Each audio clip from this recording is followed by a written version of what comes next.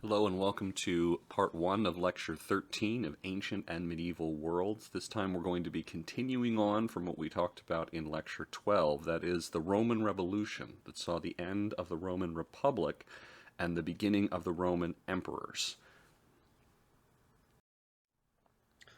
Now, last time we covered the first half of the Roman Revolution, which for convenience I broke down into 4 pairs of Roman politicians: the Gracchi brothers, Tiberius and Gaius, the rival generals, Marius and Sulla, the frenemies, Pompey and Caesar, and the heirs of Caesar, Mark Antony and Octavian Augustus. We also talked about the important relationship of patron and client that underpinned Roman society and politics, as well as the opposing paths to working the Roman government: the populares and the optimates. Remember, the populares bypassed the Senate to go directly to assemblies of the people, while the optimates thought that the traditional quote-unquote way of doing things that had been going on for about 100 to 150 years as the Roman Empire had been built by the Republic, that is, using the Senate and its powerful, wealthy power base, was the proper method of doing things. Remember that this is not quite the same thing as political parties as we would understand it. It's rather methodologies.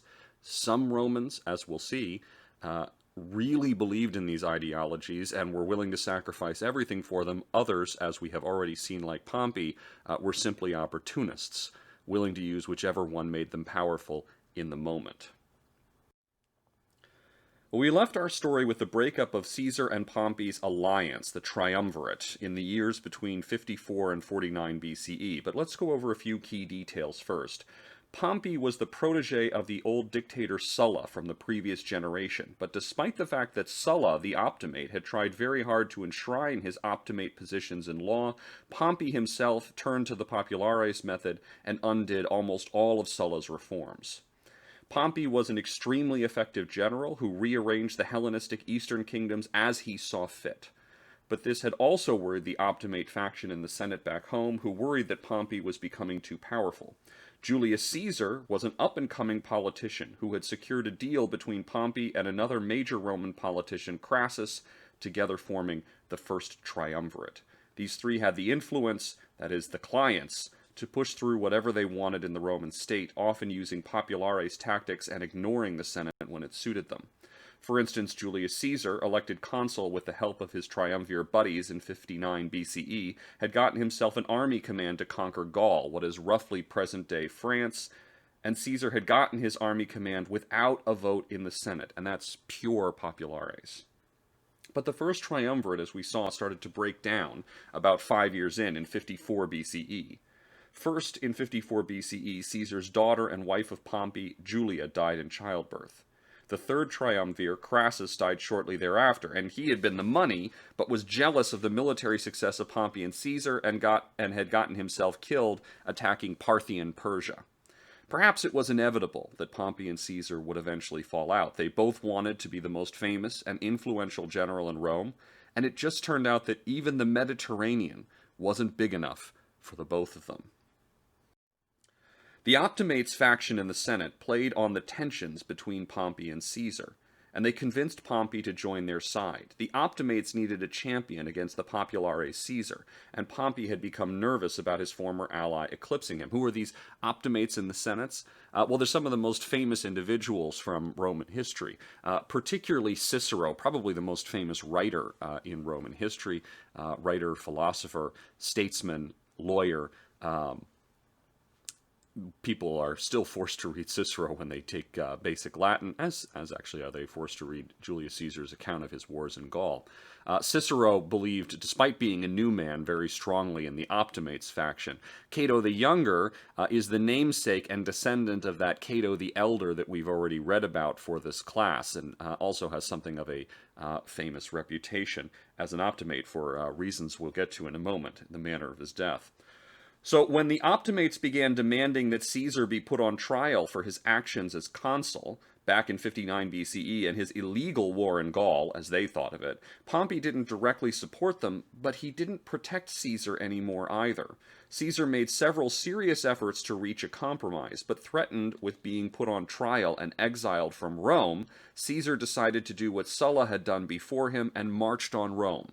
in 49 BCE. What looked to be the biggest civil war yet was actually quite short, but it showed how entangled Rome had become in the affairs of the Hellenistic East. Pompey, it turned out, was not much of a match for Caesar as a general. Military historians argue incessantly about why, but Caesar quickly chased Pompey and the optimates out of Rome, and Pompey headed east. Remember, Pompey had previously rearranged all the eastern provinces and secured alliances between Rome and the surviving Hellenistic rulers, so he assumed that he would have allies there since most of the people there owed their positions to him. At least as he thought of it, these kings were his clients. Caesar crushed Pompey's larger forces in Greece, whereupon Pompey fled to the Ptolemies in Egypt, who were in the middle of a civil war between Cleopatra and her brother Ptolemy XIII. When Pompey arrived in Alexandria, the boy king Ptolemy promptly had him executed, figuring this would put him in Caesar's good graces. It did not. Caesar was horrified to receive Pompey's severed head in a basket. Apparently it was fine for Romans to kill Romans, but not Greeks to kill Romans, and, frenemies forever. Keep in mind, Pompey had been Caesar's son-in-law. Caesar got sucked into Ptolemaic dynastic politics and started an affair and an alliance with Cleopatra. But then Caesar chased down the remaining supporters of Pompey across Asia, Africa, and Spain, just as Pompey had once chased down the supporters of Marius after the previous civil war, as the whole Mediterranean was dragged into Rome's internal politics. Caesar was so quick that he coined the famous phrase, Veni, Vidi, Vici. I came, I saw, I conquered. And I know that sounds weirder than you've normally thought of it, Veni, Vidi, Vici, but that is the proper pronunciation for the time period. The V would be pronounced as a W. Caesar was now in complete control of the Roman world, but he showed a lack of respect for Roman institutions and precedents, and he really botched the whole propaganda or public relations side of things. Historians continue to debate Caesar's ultimate aims, but he certainly intended to continue to dominate Rome. Many non-historians think of him as the first emperor, but that's technically not the case. We'll be looking at the first emperor in part 2 of this lecture. Instead, Caesar once again revived the office of dictator and publicly said Sulla had been a fool for ever willingly giving it up. Caesar was voted dictator for a year, then for 10 years, and finally, after less than 5 years of his 10-year dictatorship, in 44 BCE he was elected dictator for life. Well, what did Caesar do with this power? Well, for one thing, he enacted a bunch of reforms, although nothing that really tackled the underlying problems of the Roman government. After all, these problems, from our point of view, and from many Romans' point of view, had resulted in Caesar becoming dictator for life. So to Caesar, were they really problems? His most famous reform, though, while important and one we still live with today, did absolutely nothing to solve the political crisis. Caesar reformed the calendar, creating what we sometimes call the Julian calendar, which added leap years every 4 years or so every 4 years, so that the calendar wouldn't get out of sync with the seasons. It has been modified since, but only very slightly. We largely still live in the calendar created by Julius Caesar in his brief time as dictator. But Caesar also moved towards accepting full worship as a god. But again, that made sense. Roman generals in the Hellenistic East, including Pompey, had been worshipped and deified by the Greeks they had conquered and patronized. And that was, as we saw, the way that Hellenistic Greeks, who remember came from a culture that was very concerned with keeping their freedom and dignity in the face of tyranny, related to their rulers who were undeniably tyrannous. But it was made more palatable to them by their rulers claiming to be deities. Caesar may simply have been capitalizing on this, or he may have been a megalomaniac. It's impossible to know from a psychological standpoint. But bringing this back to Rome was a bit odder, although there were precedents for it as well. The poor had called the Gracchi saviors after their deaths, for instance, while offerings were made to Marius when he won important victories. Caesar's family had long claimed descent from the goddess Venus via Aeneas. Caesar, however, received a full-fledged cult with a high priest. The very first was Mark Antony, who we'll be dealing with more in the second part of this lecture. The qualitative difference of scale for Caesar's new cult was obvious. But worse than divine pretensions for many Romans was that Caesar seemed to want to be a king. Caesar had even been offered a crown by Mark Antony in what many saw as a staged attempt to feel out how the public would react to Caesar becoming king. It was not well received.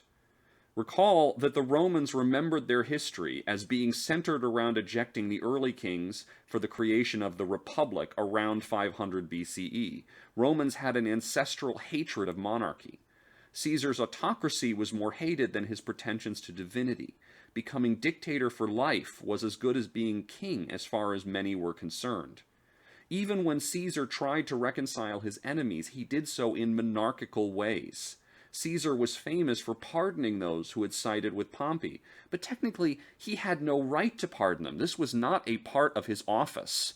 As dictator, consul, none of those magisterial offices had pardoning powers as we would expect for executives, for instance, in the United States' system. These people should have received a trial to determine if they were traitors to Rome, not whether they were traitors for opposing Caesar or not. Caesar is basically here claiming that he is the Roman state. Claiming to be able to pardon people, in fact, made Caesar seem even more like a tyrant. He meant it to be magnanimous, it seems, but it was emphasizing his ultimate power and his ability to ignore the law. Famously, the optimate Cato the Younger committed suicide rather than allow himself to be pardoned by Caesar. And he committed suicide in an extremely unpleasant way that showed he was deeply committed to the action.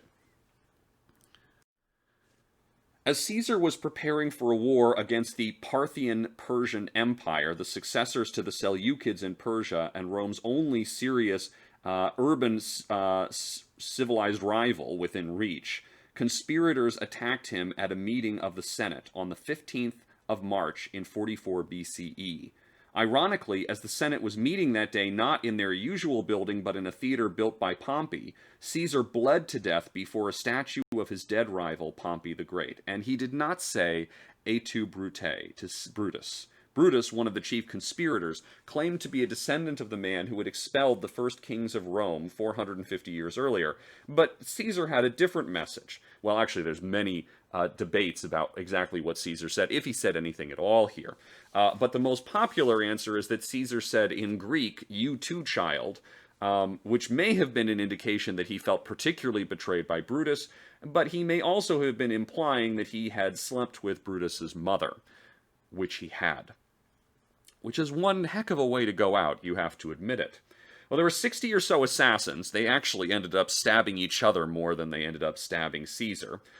They called themselves the Liberators, and they claimed that they were saving Rome from monarchy. Technically, regicide was legal under Roman law. For a while, they went unpunished. No one was sure how the politics would play out, and it seems that the Liberators had no plan for what to actually do to restore the Republic beyond killing Caesar. But then Mark Antony, Caesar's co-consul for the year and his number 2 military commander, gave a brilliant speech, revealing that Caesar had left his wealth to the people of Rome. The people, who had always been fond of Caesar as a popularis politician, rose up against the liberators who fled from Rome to the provinces, just like Marius's and Pompey's followers had before them, dragging these civil wars out across the Mediterranean once again. And we'll pick up there with the death of Julius Caesar and the liberators fleeing across the provinces at the beginning of the final part of these 2 lectures, part 2 of this lecture, next time.